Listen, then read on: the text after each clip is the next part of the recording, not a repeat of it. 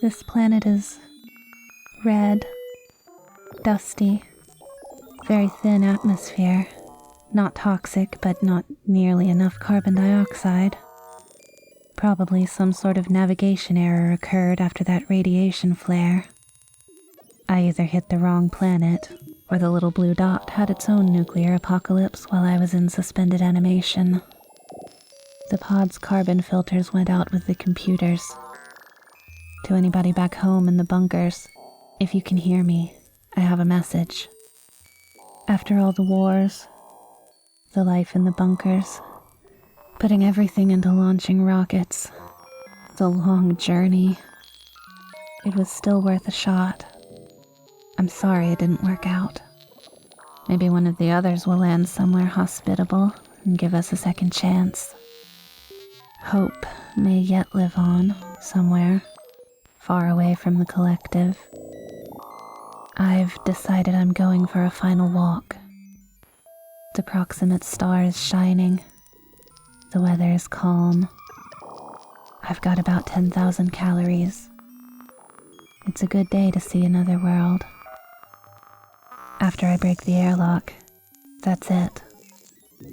This is Dances Unseen, Child of Patient Discerner, signing off for the last time.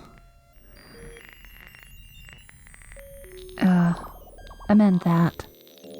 I can see something moving outside my hatch.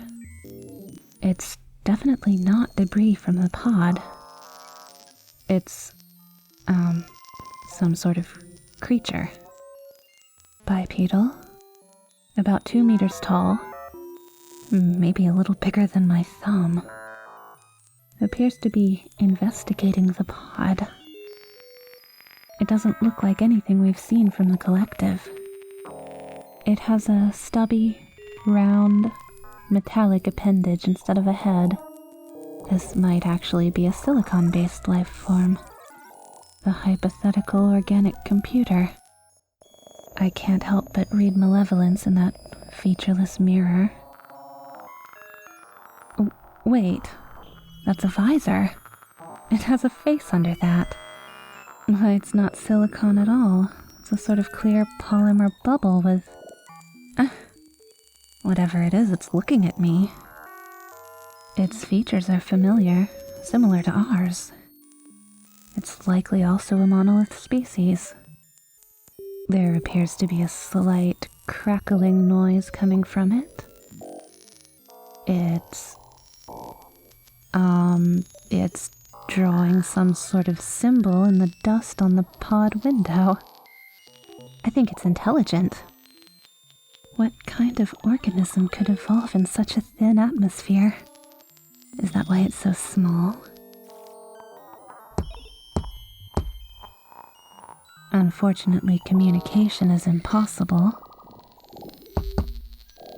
Never in a lifetime would I be able to decode its alien runes, nor does it have any chance of deciphering my communications.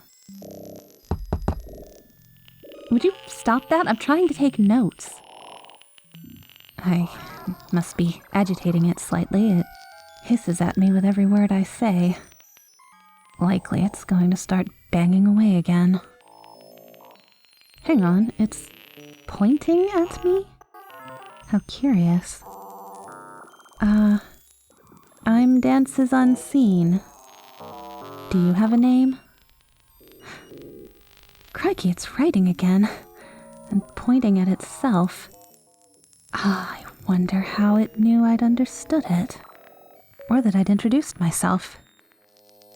My Sci-Ansible, are you somehow interfacing with it? I don't know what that means. Just, touch your head for yes. Oh my gosh, you can really understand me? That's incredible! Another sentient monolith species, and so small too. Why don't you respond back with your Ansible? No answer. Do you not have one? Yes. Well then, does anyone in your tribe have one? Anyone on your planet? Still no answer. Do you understand what I'm asking? Okay, so do you have a gesture for yes and no? Okay, you move your head. That seems perfectly sensible. We do something slightly different, but I get the idea. What kind of life form are you? Nod if I say something that sounds right. Carbon-based? Oh, right on the first try. You're like me then. I'm carbon-based too. I noticed that you have an outer shell. Are you some sort of scavenger? Parasite? Well, that's a relief. Did you make that? That's very impressive.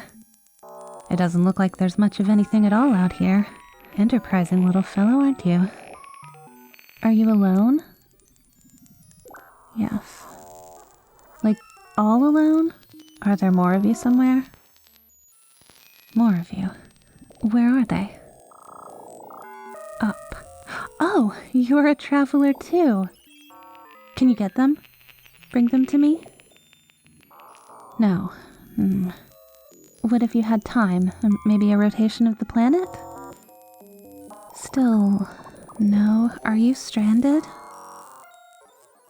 No again. Well, good for you at least. I was starting to think you were in as bad a jam as I am. I should have gotten a response on my Sci-Ansible. Stop me if you already know this, but an Ansible communicates instantly across distance. They're modeled after the monolith that engineered my species. Your species has one too, but it must have been lost or destroyed. We lost a war. Badly. We thought we could survive a nuclear war with the collective, and we were wrong.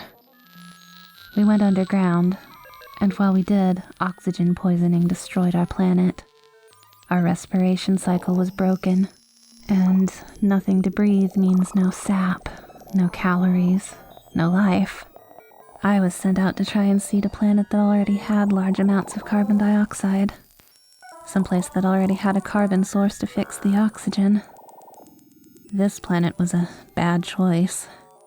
I was supposed to land somewhere more blue, but it must have changed in transit. When you say your species lives up, does that mean you're starfaring? What does that mean? Yes, no? Maybe? Maybe. A little bit. Okay, I understand. I'm wondering how your species manages. Do you have a carbon source in your ecosystem? What do you mean? Are you pointing at yourself? No, carbon sources are even smaller than you. Tiny. Microscopic. Aerobic life bigger than bacteria is impossible. What do you mean, no? Are you sure you are a carbon source? That doesn't make any sense. How do you photosynthesize? Where do you even get the carbon? Unfair question, I know. Hard to answer that with just yes or no. You must not be much of a carbon source with the atmosphere being so thin. You disagree? Alright, where's all the CO2 then? That way? You keep it over there? Can you take my ship there? No, too big. Makes sense. How far is it? 5 kilometers? Further. 10? 20? 40? Less than 40. That would be walkable. Not fun, but I don't have nearly the calories for that. I plugged my personal carbon fixers into the ship and they're basically at the end of their life. I'd get part way and run out of sap and wither and die. Well, I was planning on going out that way anyhow. But I do have an idea. Do you want to help me? Good. I'm thinking you could act as my rebreather. Hear me out. I do have a mouth. It's mostly used for quickly absorbing water, but there's a lot of surface area for gas exchange. I think it's big enough for this to work. You could get inside the airlock and I'd put you inside my mouth. Then I could put on my vacuum suit and we could walk to where the carbon dioxide deposit is. First off, I know this isn't exactly safe for you. I can tell you what exactly is in my ship's atmosphere, but it would be on you to make sure none of that is toxic.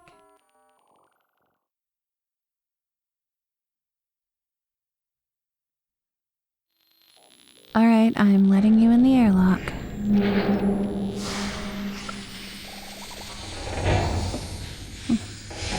So far, so good. I hope this works because half my CO2 just went out the door. Welcome to my humble abode. That's my cryopod. Here are the controls. And there's the nursery with all the genetic libraries they thought I would need.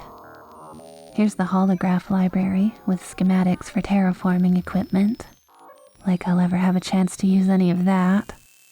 I can show you some while the star is shining. Just let me pick you up. There. Volcano cedar. I was always more of a biology techie, but it's neat stuff. And, well, if you're ready, you can take off your vacuum suit.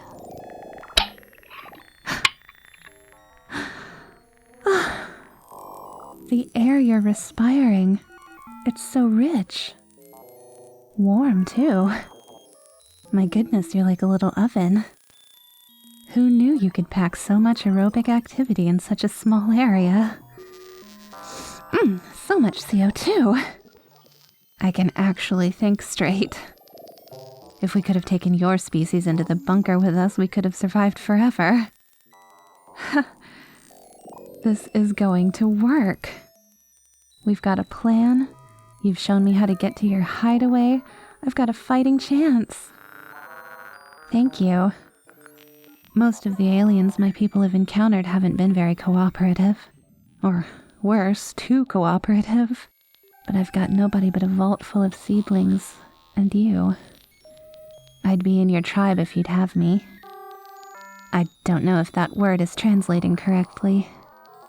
Scienceables aren't perfect. Tribe, family, destiny, memory, partnership, city, farm, all one idea. Your good would be like my good, and our good would be more important than either of those. I'll back up some of the more important holographs to take with us, show you everything I know, just as a thank you for that delicious, life-giving CO2.